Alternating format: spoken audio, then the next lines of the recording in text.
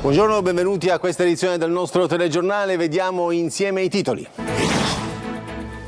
Furto al museo regionale, custodi messi in ferie forzate rischiano il posto. Gli investigatori stavano analizzando le tracce lasciate dalla banda di ladri. Non è esclusa l'idea di non professionisti in azione, ma neanche quella del coinvolgimento della criminalità organizzata. L'Etna si placa, ma si apre un'altra bocca eruttiva a quota 3100. L'attività esplosiva sta concedendo una tregua. Ritornati operativi gli scali di Fontanarossa e Comiso. Intanto restano i disagi per la presenza di cenere in città e nei paesi pedemontani.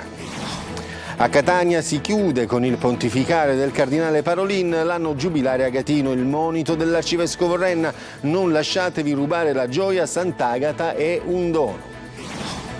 Gela, nuovo accoltellamento, il quarto in una settimana, ferito un sedicenne dopo una lite. Agrigento, la crisi idrica senza fine, il quartiere Maddalusa da oltre 100 giorni è senza acqua. Calcio, il Palermo batte il Lecce e supera il turno di Coppa Italia. Il Catania ha ufficializzato l'acquisto dell'esterno sinistro Edoardo Masciangelo, attese altre novità di mercato oggi per i rossazzurri, seduta mattutina di allenamento.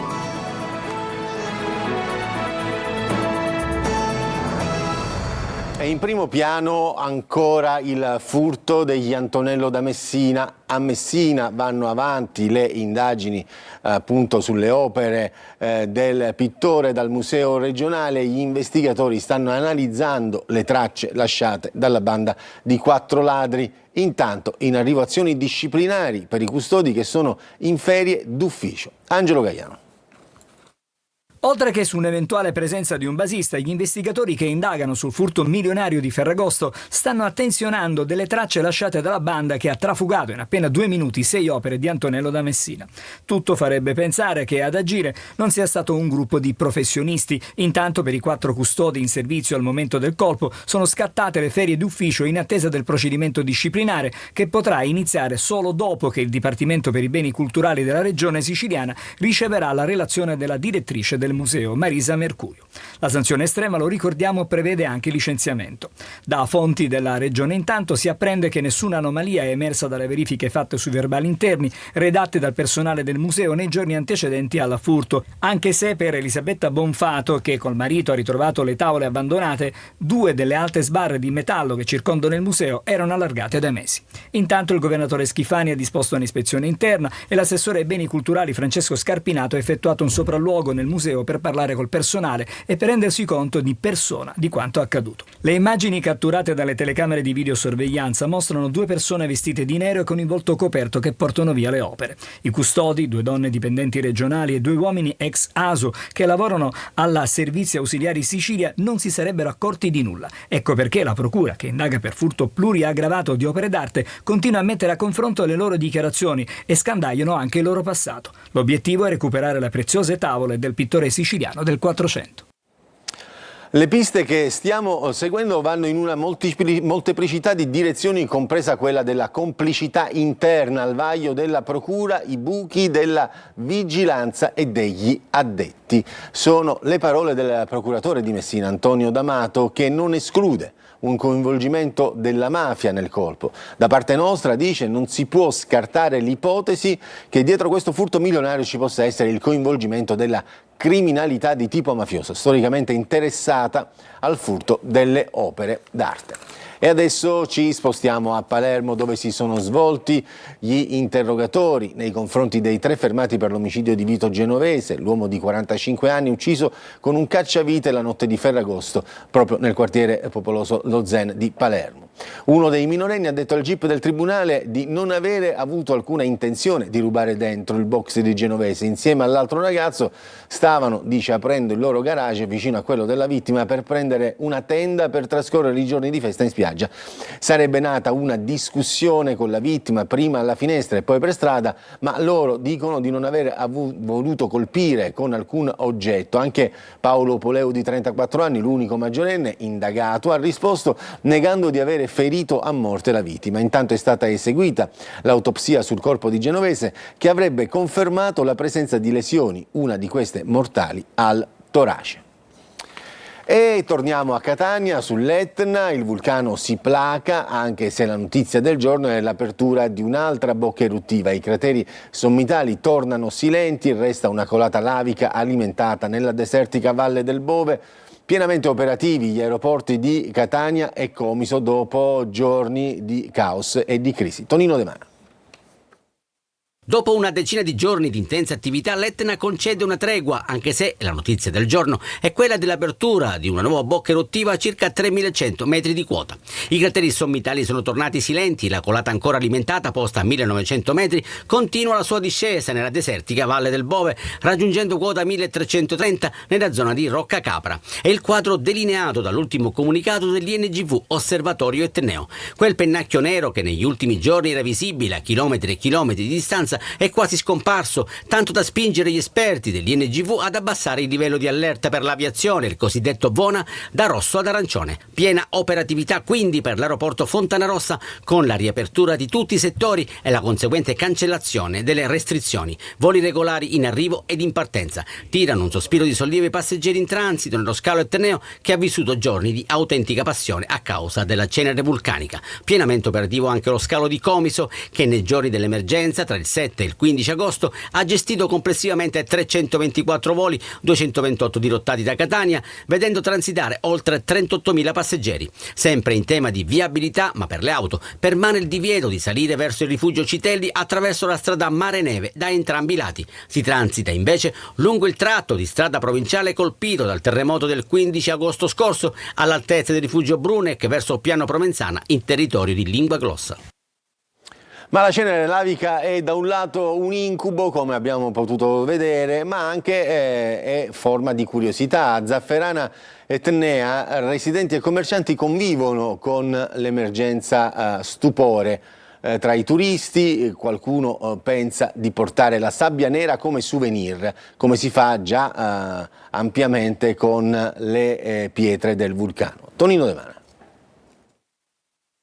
In quota il rosso della lava, a terra il nero della cenere, un incubo per chi vive ai piedi dell'Etna, un'attrazione mista a curiosità per i turisti che in queste ore stanno assistendo al potente spettacolo della natura. Automobili ricoperte dalla sabbia vulcanica, strade annerite, residenti e commercianti che ripuliscono i marciapiedi dalla polvere alta anche alcuni centimetri. La pioggia di cenere è caduta incessante sui paesi pedemontani tra lo stupore dei vacanzieri. È strano, all'inizio non riuscivamo a capire cos'era, sembrava asfalto, invece poi in realtà è cenere. Lo sa che molti turisti se la portano a casa come souvenir? Addirittura, non ci avevo pensato. Magari l'ho dato un consiglio, un'idea. Grazie. Beh, se la portano come souvenir forse ci fanno un piacere. Lei se la porterà a casa un po' di cenere? No, cenere no. Se trovo qualche pietra vulcanica sì, cenere no. È un evento strano, è normale che faccia effetto, poi tutte le macchine sono così, quindi... Lei di dov'è? Di Genova. Dall'Inghilterra cosa dicono quando vedono le esplosioni dell'Etna? Dicono che è bellissimo. Magari porti un bicchiere di cenere? Vediamo, magari porto un posacenere di lava. Sorpresi i turisti, rassegnati ed abituati i residenti di Zafferana Etnea. Ma c'è chi pensa positivo. Basta che non subiamo i terremoti e va bene la sabbia vulcanica. Risveglio nero da alcuni giorni anche nella Cese. In queste immagini le operazioni di pulizia ad Aci Trezza, con il caratteristico borgo marinaro che non è stato risparmiato dalla ricaduta di cenere lavica. Il vento ha deciso così. Del resto, da queste parti comandano Etna ed Eolo. A Catania la messa nell'anniversario della dedicazione della cattedrale a Sant'Agata chiude l'anno giubilare segnato dal pontificale del cardinale Parolin. Il monito dell'arcivescovo Renna contro le critiche e le polemiche con l'appello ai fedeli: non lasciatevi rubare la gioia, Sant'Agata è un dono. Angelo Gaiano. Con la celebrazione della messa nell'anniversario della dedicazione della cattedrale di Catania a Sant'Agata si porta a compimento la festa della traslazione delle reliquie della martire nel 9° centenario dello storico evento e si chiude l'anno giubilare a Gatino. A celebrare questa mattina l'arcivescovo Renna. Non lasciatevi togliere la gioia di aver celebrato questo momento e sappiate dare il nome giusto alle cose. A interpretazioni di leoni da tastiera, calunnia. Agli scontenti, incapacità di gioire anche quando qualcosa non va, alle persone che, pur dicendosi cristiane, prendono le distanze da ogni manifestazione inconsistenza della propria fede. Sono i modi con cui il maligno continua a toglierci la gioia. Al termine la consegna degli attestati ai genitori che hanno dato nell'ultimo anno il nome di Agata e Agatino ai loro figli. I festeggiamenti iniziati con il pellegrinaggio delle reliquie da Aci Castello a Catania e il posizionamento del cranio nel busto restaurato e l'incoronazione di Sant'Agata ha visto il suo apice con il pontificale celebrato dal segretario di Stato Vaticano. Significative le parole del cardinale Pietro Parolin. La Chiesa di Catania custodisce un patrimonio immenso di fede, di cultura, di pietà popolare e di carità. Ma ogni eredità vive soltanto se viene continuamente rigenerata. Antenna Sicilia, Telecolor, Sicilia Web hanno seguito tutte le fasi della festa, portando nelle case dei siciliani e in tutto il mondo, grazie allo streaming, le emozioni di una festa unica, per la quale è stata consegnata a Palazzo Platamone la bozza del dossier di candidatura per la proposta di inserirla nella lista del patrimonio culturale immateriale dell'umanità dell'UNESCO. Calato il sipario, sulla ricorrenza estiva, l'appuntamento è per febbraio 2027.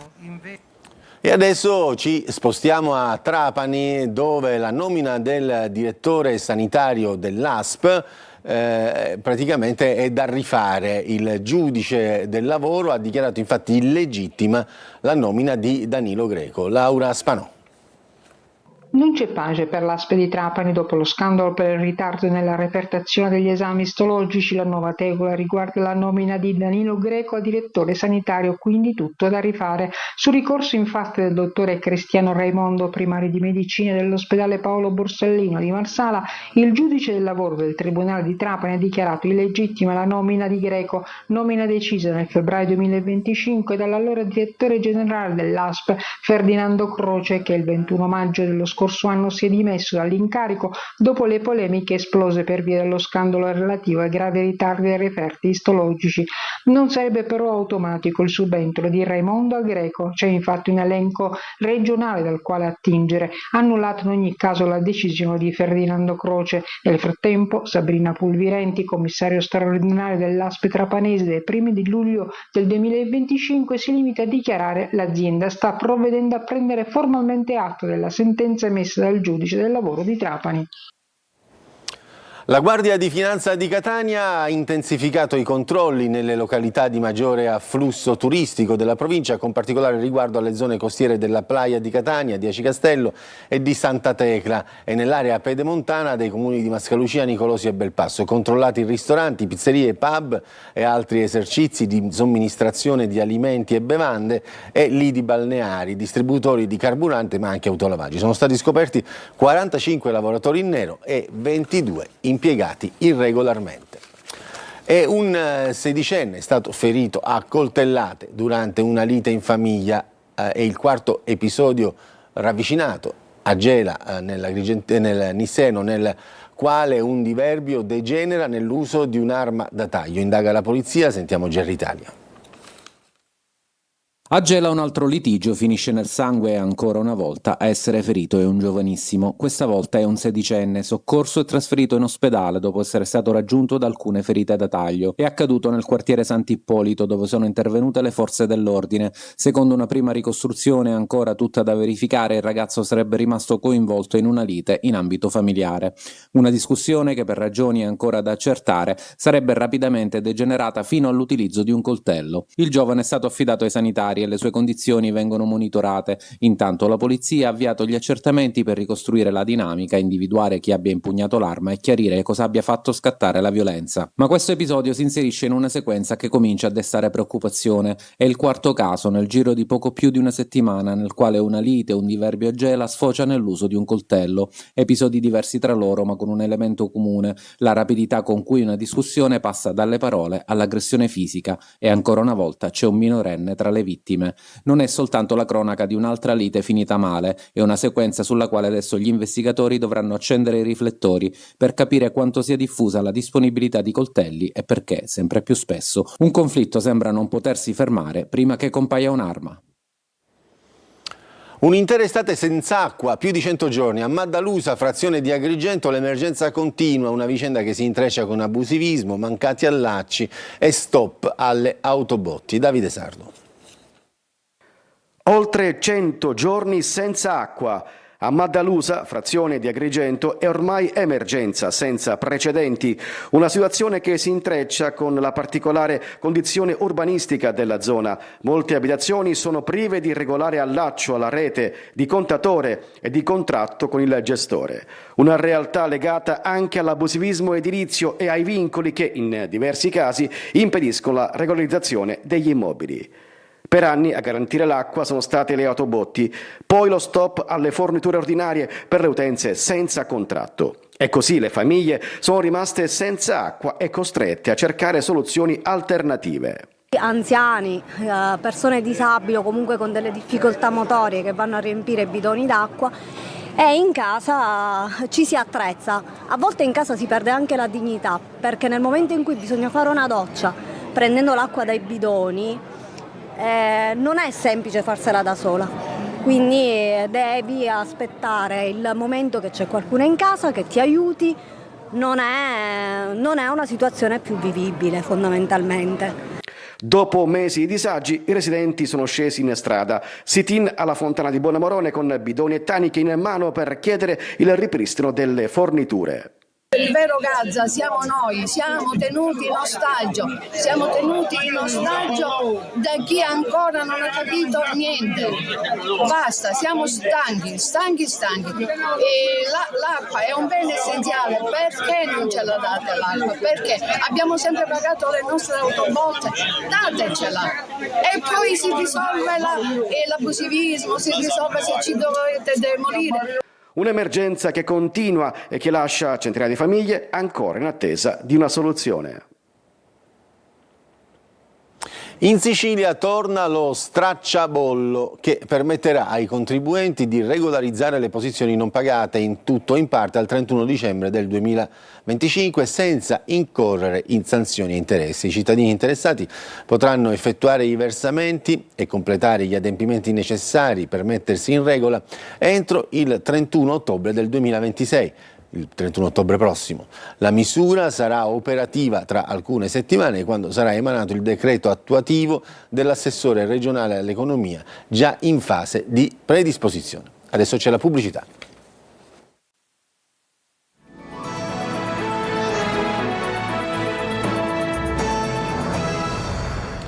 Uno spettacolo che unisce teatro, natura e partecipazione a Ragusa il Decamerone di Boccaccio in una versione itinerante all'interno di un'area verde nella valle dell'Erminio. Al centro racconti di inganni, desideri e fragilità umane che dal 1300 ad oggi sono ancora attuali. Veronica Barbarino.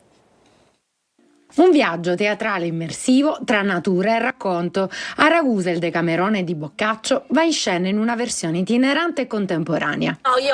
Io sono qui per parlarvi della peste! Come i giovani fiorentini del 1348 che sfuggono dalla peste rifugiandosi in campagna, anche il pubblico ragusano lascia la platea e diventa parte della brigata, seguendo gli attori tra gli spazi di un parco nella valle dell'Irminio, fino al calare del sole. Oh mio Dio! Ma sei proprio tu, sei il figlio di Pietro! Ma lo sai? Lo sai chi sono io? No! Sono tua sorella, Fiordaliso! Sono storie di inganno, di fame, di corpo, di fede vera e fede recitata. Novelle riscritte in un volgare moderno, ma fedeli allo spirito di Boccaccio, con personaggi ironici ed estremizzanti. La regia è di Valentina Ferrante e Massimo Leggio e i costumi del Teatro Stabile di Catania. Tutto quello che ho fatto, se c'è qualcuno lassù e da stasera comincia ad avere dei dubbi, è già stato informato. Se non c'è nessuno, allora non mi importa.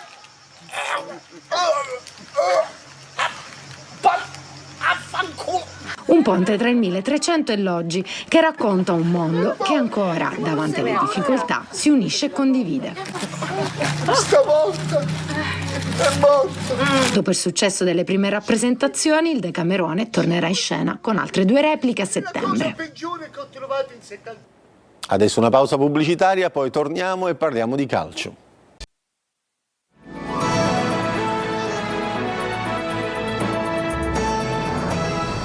Parliamo di calcio, il Palermo vince e convince, 2-0 al Lecce nel primo turno di Coppa Italia, al Barbera decisivi i gol di Vavassori e poi Giampaolo. Marco Gullà. Magnani e poi ad inizio gara anche Joronen. Non cambia lo spartito, il Palermo aggredisce immediatamente i salentini e così al 15° ecco il vantaggio, palla vagante in area del Lecce, vincono e nel prossimo turno di Coppa Italia affronteranno il Mantova al Barbera. In Serie C il Catania ha ufficializzato l'acquisto dell'esterno sinistro Edoardo Masciangelo. Attese altre novità di mercato. Oggi intanto per i rossazzurri seduta mattutina di allenamento. Sergio Colosi. Edoardo Masciangelo, 30 anni, ha firmato con il Catania un contratto annuale con opzione per la stagione successiva. L'anno scorso l'esterno sinistro ha conquistato la promozione in Serie A con il Frosinone, complessivamente 255 partite nelle competizioni professionistiche, di cui 138 in Serie B con 27 assist. Al suo attivo anche un'esperienza nella Super League svizzera con il Lugano, qualificato alla fase a gironi della successiva Europa League. Cresciuto nelle formazioni primavera di Roma e Fiorentina, ha indossato le maglie di Arezzo, Piacenza, Juventus Under 23, Pescara, Benevento, Palermo e Cittadella. Masciangelo arriva al posto di Rocchetti, mentre si attendono novità nel reparto di centrocampo dopo i mancati acquisti di Ricci e Vitale, ufficializzati rispettivamente da Ascoli e Salernitana. Il Catania stringe per assicurarsi altri profili di spessore, ma il mercato va ad incastri. Ciccarelli sempre più intoccabile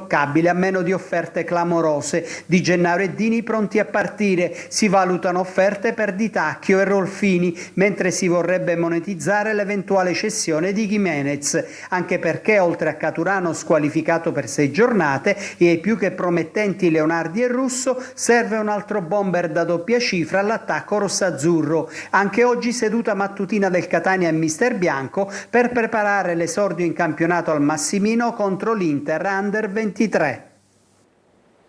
Per questa edizione è tutto, grazie per averci seguito, buon proseguimento di giornata.